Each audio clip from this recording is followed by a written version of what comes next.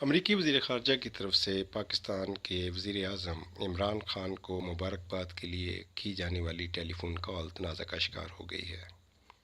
امریکی وزارت خارجہ کی ترجمان کے جاری بیان کے مطابق امریکی سیکرٹری خارجہ مسٹر مائک پمپیو نے نومنتخب وزیر اعظم عمران خان کو آج ٹیلی فون کال کی۔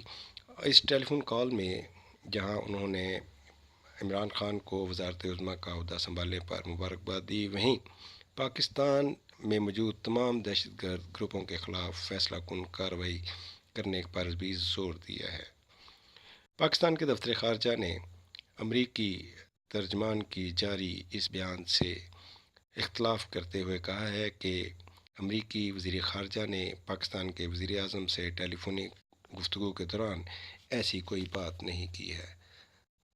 تاہم امریکی وزارت خارجہ اور امریکی اسٹیٹ ڈپارٹمنٹ کی طرف سے ابھی تک اس حوالے سے کوئی تردید سامنے نہیں آئی۔